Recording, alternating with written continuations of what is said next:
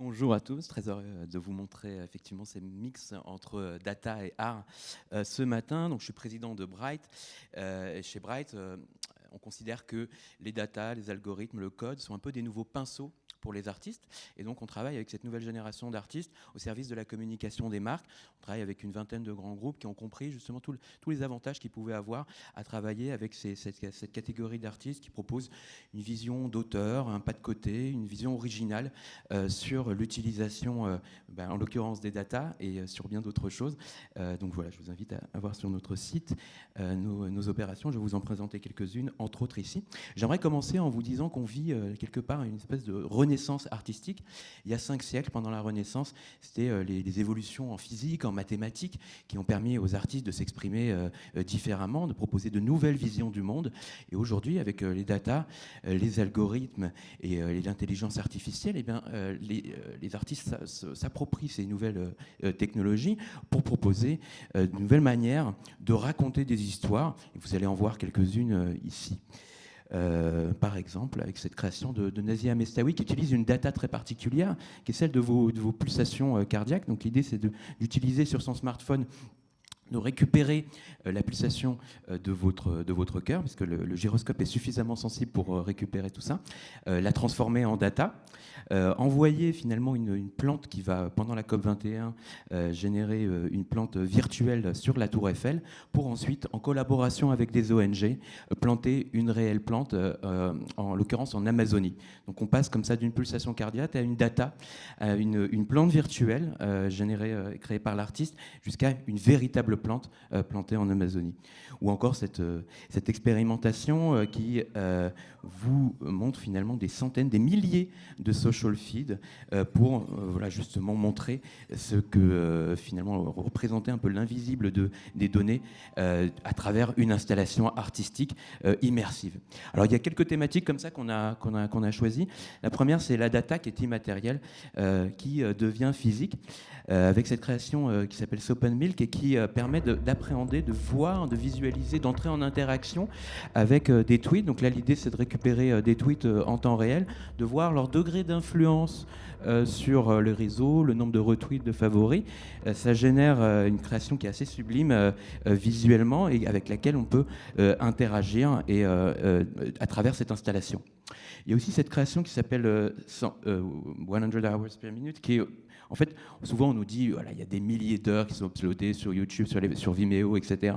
Et chaque minute, et on a du mal à appréhender finalement ce que ça peut représenter. Et bien cet artiste a décidé un peu de mettre en abîme en récupérant des flux de data vidéo en l'occurrence pour représenter, pour nous montrer finalement ce que ça peut représenter, nous faire un peu entrer dans la matrice. Il y avait aussi cette création qui s'appelle Emoto, qui représentait les tweets de manière visuelle et appréhensible, et en l'occurrence tangible, à travers une impression 3D. Donc là, c'était pendant les derniers Jeux Olympiques, une création, une sculpture qui vivait finalement au rythme des tweets pendant les derniers Jeux Olympiques et sous forme donc finalement de sculpture. Dans un genre un peu différent, même si c'est toujours de l'impression 3D, il y a cette création qui récupère les flux de visuels à partir de la Vénus de Milo et qui en a généré plusieurs dizaines qui à chaque fois étaient différentes. En l'occurrence, c'était une image de la Vénus de Milo qui était liée à travers un Google Search, reconnaissance par image, sur toutes les images qui ressemblaient à la Vénus de Milo. C'est là qu'on se rendait compte que de la Vénus de Milo à Kim Kardashian, parfois il y avait qu'un clic. Et du coup, ça générait effectivement une sculpture générée à partir de ces flux d'images en l'occurrence des outils de reconnaissance visuelle. Sur la partie toujours représentation matérielle, il y avait aussi cette petite installation qui matérialisait sous forme de flux de peinture le mood de Twitter, donc positif, négatif, le tout en temps réel, et donc finalement sculptait et diffusait une espèce de peinture et sculpture à partir du mood de Twitter. Et puis sur cette dernière catégorie, enfin sur cette première catégorie, mes derniers exemples, il y a également ces flux musicaux de SoundCloud qui, un peu à l'image d'une sculpture surréaliste, récupéraient donc des musiques sur SoundCloud pour avoir une installation musicale. Je vous invite à regarder la vidéo, c'est assez amusant, qui a vécu comme ça pendant une semaine à partir des flux de SoundCloud. Donc on voyait que parfois ça partait un peu en couille en fonction des sons qui étaient récupérés, mais c'était hyper intéressant. Un autre exemple, en tout cas une autre catégorie, c'est la data qui représente l'invisible. Les data, je vous apprends rien, voilà, on vit à l'intérieur d'un monde de data qui nous entoure et qui sont invisibles. Cette création, on l'a produite pour Accenture, et donc Accenture qui se positionne autour de la data intelligence, de l'utilisation des données pour leurs clients, et donc ils souhaitaient le montrer de manière un peu métaphorique. Donc on a travaillé avec un artiste qui s'appelle Matt Delaurier, qui a récupéré tous les signaux liés à l'innovation sur Twitter, parce que c'était aussi leur enjeu, parler d'innovation, et l'a représenté comme ça sous forme d'une peinture qui vivait en temps réel, une espèce de peinture éternelle, vivante, qui évolue de manière infinie en fonction des signaux liés à l'innovation. Et la deuxième version de cette œuvre, qui va vivre bientôt à la fois sur les outils de communication d'Accenture et dans leur bureau, va faire de l'analyse sémantique pour faire varier la couleur en fonction du caractère plus ou moins positif des tweets qui sont récupérés. Toujours dans la catégorie de la représentation de l'invisible, il y a cette création de l'artiste Marcin qui a récupéré à travers le Nightfall Band des données liées au nombre de calories brûlées, la distance parcourue, la géolocalisation, et générer une création personnalisée, en l'occurrence plusieurs centaines de créations personnalisées en fonction de votre usage de l'appareil de Night, du Nightfall Band. Donc on avait le nombre de branches renvoyées au nombre de tours dans la ville, les couleurs renvoyées au nombre de calories, etc. Et là, ce qui est intéressant, c'est que finalement, à travers le prisme d'une œuvre, les utilisateurs du produit de Nike pouvaient devenir finalement évangélistes de la marque en partageant leur œuvre, en étant fiers d'une œuvre qui cristallisait leur expérience à travers cette création. Et donc voilà, représenter l'invisible, ça permet aussi de permettre aux consommateurs d'être évangélistes à travers une création numérique. Cette création qu'on a produite pour Orange, alors avec un challenge qui était très précis, hein, c'était communiquons de manière innovante sur notre présence à Futur en scène. Donc ce qu'on a fait, c'est qu'on a mis des caméras et un microphone sur le stand d'Orange. On a récupéré ces flux de data qu'on a évidemment anonymisés, et ces flux de données, on les envoyait à un artiste qui fait de la musique algorithmique. Donc il code pour faire de la musique. Quand il fait des concerts, c'est ces lignes de code qui apparaissent derrière en vidéoprojection, et c'est vraiment le code qui lui permet de créer. Et donc ces flux de données, on les envoyait à l'algorithme créé par cet artiste, et ça générait un morceau de musique, là aussi un morceau de musique infini, qui dépendait de l'ambiance, enfin infini, en l'occurrence Futur en scène a duré quelques jours, pardon, mais qui évoluait en fonction des données qu'on récupérait sur le stand d'Orange, et qui étaient disponibles par ailleurs sur Deezer, qui appartient à Orange. Donc on a vraiment bouclé sur l'utilisation des datas et sur la matérialisation, en l'occurrence sous forme musicale, d'Orange. Ça, c'est un projet qu'on a mené l'année dernière avec Twitter.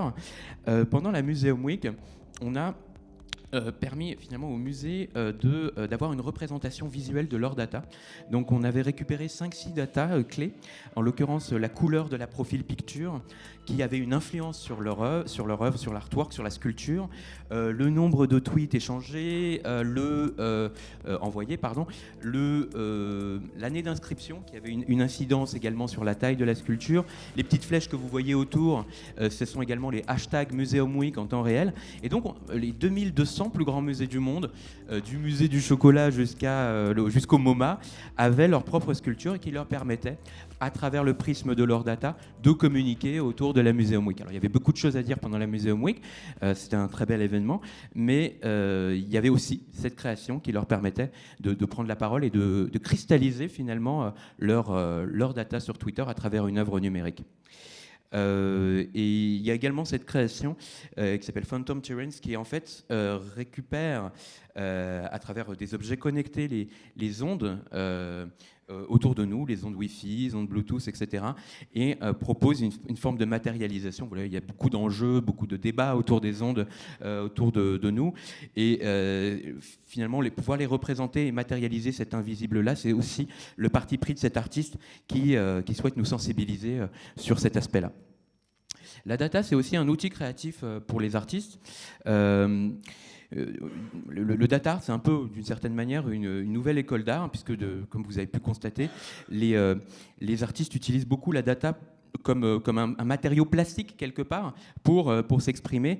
Et notamment, on pourrait dire, d'une certaine manière, que la data est une forme de nouveau pigment pour les artistes numériques, comme cette création qui s'appelle Untitled, qui se génère à partir des flux vidéo des dernières 24 heures. Qui est aussi là, comme tout à l'heure, un peu d'une certaine manière pour mettre en abîme finalement l'ensemble des flux vidéo générés. Ou Jonathan Harris, qui est un super artiste, qui a été un des tout premiers à utiliser la data sur Twitter, vraiment très peu de temps après l'apparition de Twitter, pour montrer une expression qui s'appelle We Feel Fine, et qui montrait en fait pays par pays l'utilisation du terme I feel fine, et de manière assez originale. Et c'est une œuvre qui a quelques années, mais qui visuellement, plastiquement, est hyper intéressante, même aujourd'hui. Il y a aussi cet exemple lié à l'activité du bot de l'artiste Murat Pak, qui lui un peu réinvente non pas la création artistique, mais plutôt la curation artistique. Il a un bot et qui fait une curation de création visuelle, notamment photos, illustrations, etc., et qui l'affine à travers une intelligence artificielle en fonction du nombre de likes et de retweets. Donc on a comme ça finalement un curateur qui s'adapte en fonction du feedback en temps réel qui récupère sur Twitter. Et donc j'ai eu l'occasion d'en parler avec Murat, et il expliquait qu'il était un peu dégoûté parce que son bot a plus de followers que lui-même. Donc il s'est fait dépasser finalement par sa machine et par son bot, quoi. Mais voilà, donc c'est hyper intéressant de voir qu'aussi la curation, la sélection est influencée par la data. Et puis, la data est aussi une manière de représenter nos expériences personnelles, puisqu'on l'a vu tout à l'heure, il y a beaucoup d'usages liés à l'utilisation des comptes, de votre compte Twitter personnel, et des data, des métadonnées qui leur sont liées.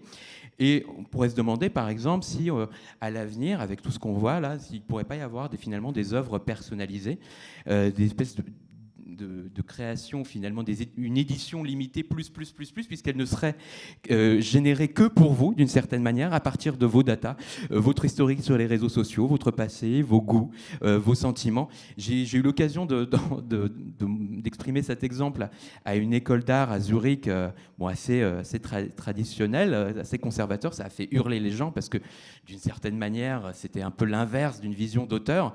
Sauf que l'art numérique, ce qui est intéressant, c'est justement tous ces nouveaux paradigmes qui sont créés par la personnalisation, par le real-time, par la data. Et bon, j'ai un peu choqué pas mal de personnes en parlant de personnalisation des œuvres, mais je pense que c'est une piste hyper intéressante. Et sur l'utilisation des comptes personnels, on a eu le plaisir, lors d'un Further Faster, de travailler avec Twitter sur cette création qui a été générée par Brendan Dawes, qui est un super artiste qui a exposé au MoMA, au Victoria and Albert Museum. C'est un des premiers à avoir utilisé la data de manière créative dans les années 90. Et c'était en fait des créatures qui se généraient à partir de votre compte Twitter, et en fonction de certains paramètres. Par exemple, si vous aviez beaucoup de tweets, vous étiez une grosse créature. Si vous aviez beaucoup de favoris, vous aviez des gros yeux, etc. Ça générait donc une créature en temps réel que l'artiste a choisi par ailleurs d'imprimer en 3D après la génération de cet artwork. Donc on passait d'un tweet qui était récupéré par Doris le bot, un Twitter bot, à une créature générée en temps réel, jusqu'à finalement une impression 3D. On a poussé ce concept il y a quelques mois un peu plus loin pour le reveal d'Enedis, ex-ERDF, en générant finalement des milliers de créatures à partir des données de votre compte Twitter. Donc là, on était encore un peu plus loin sur l'utilisation des données de votre compte Twitter. Et ce qui était hyper intéressant, vraiment, c'était on s'y attendait pas, c'est vraiment la personnalité de chacune des créatures en fonction voilà, de votre taux d'ouverture, le nombre de retweets. Je vous invite à regarder sur notre site toute la métaphore filée qu'on avait à partir de vos datas personnelles. Et c'était vraiment hyper sympa de voir l'ensemble des personnalités qui pouvaient se générer à partir de votre compte Twitter. Et on était étonnés vraiment à chaque fois. Juste pour terminer, voilà, date à venir, c'est aussi se dire que finalement les artistes qui ont une vision assez personnelle sur l'utilisation des datas peuvent nous emmener vers des révélations sociales et politiques. Puisque si on considère qu'un artiste, un data artiste fait un pas de côté pour nous finalement montrer ce que le commun des mortels ne peut pas voir, peut-être que les artistes numériques pourraient potentiellement nous montrer des faits politiques et sociaux liés au big data. Comme cet artiste, ce collectif d'artistes qui représente en temps réel sous forme de projection le taux de CO2 dans la ville. C'est quasiment un service public rendu par un artiste numérique. Il n'y a pas de météo du taux de CO2. Pourtant, c'est utile. Et ces artistes ont choisi de le faire. Ou encore, ce collectif d'artistes qui flash à chaque fois qu'une personne cite une des 377 phrases entre guillemets interdites par la NSA, celles qui sont censées alerter la NSA, c'est un vieux mème d'internet, ces 377 phrases, mais c'était une manière aussi de montrer à travers le prisme d'un artiste, d'une œuvre, que potentiellement on est tous des terroristes en herbe si on suit les 360, si on part du principe que les phrases qui sont interdites par la NSA sont prononcées potentiellement par chacun d'entre nous. Donc voilà encore un artiste. Et juste pour terminer, souvent, pour l'art numérique, quand on parle d'art numérique à des gens de l'art contemporain, des institutionnels, ils nous disent c'est un peu gadget, ça sert à rien, et ça n'est pas véritablement une vraie forme d'art. Et en fait, moi, je pense que c'est tout l'inverse. Je pense que dans un monde d'intelligence artificielle où finalement les enjeux de civilisation vont être la data, les algorithmes, l'intelligence artificielle, la responsabilité des algorithmes et la bioéthique, je pense que ceux qui sont les mieux équipés aujourd'hui pour nous éclairer sur ces enjeux-là, sur l'utilisation de la data, ce sont les artistes numériques et ce sont eux qui vont pouvoir effectivement faire un pas de côté pour nous montrer tous ces enjeux-là à l'avenir. Et je vous remercie.